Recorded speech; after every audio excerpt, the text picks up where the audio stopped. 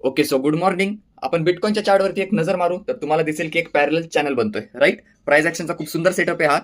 ह्याच्यामध्ये एक टाईपनी entry possible आहे, ती आहे ब्रेकडाऊनला. आता ते ब्रेकडाऊन इथे येतो का पुढे येतो त्याचा आपण वेट करू. चला, तर फार वेट केल्यानंतर एक छान प्रकारे एंट्री आलेली आहे आणि ह्याच्यामध्ये तुमचा स्टॉप लॉस ठेवला आहे 277 पॉईंटचा कॅन्डल हायचा. कोणाला जर या स्विंगच्या वर द्यायचं तर तिथे पण देऊ शकतात.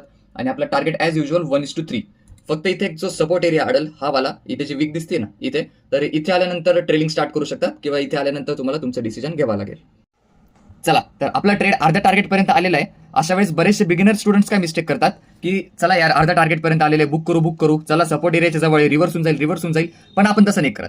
आपण एक तर सरळ स्टॉप लॉस घेतो, सरळ टार्गेट घेतो, नाही तर रिस्क मॅनेजमेंट अप्लाय करतो.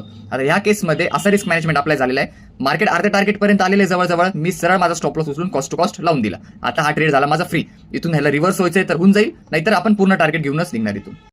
ओके, तर मार्केट थोडे ड्रामे करताना दिसतंय. आपण ए क्लास चॅनलच्या ब्रेकआउटला इथे ट्रेड घेतला होता इथे, पण आता त्याच्यामध्ये एक बी क्लास चॅनल बनवलंय. आता ए क्लास चॅनल काय असतो, बी क्लास चॅनल काय असतो, हा सगळं मी तुम्हाला पुढे शिकवेल. अजून तर सुरुवात आहे आपली. पुढे काय काय शिकवणार आहे तुम्ही बघा, आवडेल तुम्हाला नक्की.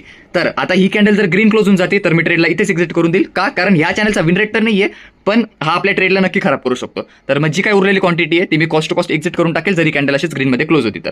बाकी तुमच्या भावाचा चॅनल नवीन आहे, अजून खूप धमाकेदार ट्रेडिंग कंटेंट येणार आहे याच्यावरती. आणि अशाच इझी प्रकारे जर ट्रेडिंग शिकायची असेल तर नक्की सबस्क्राईब करा.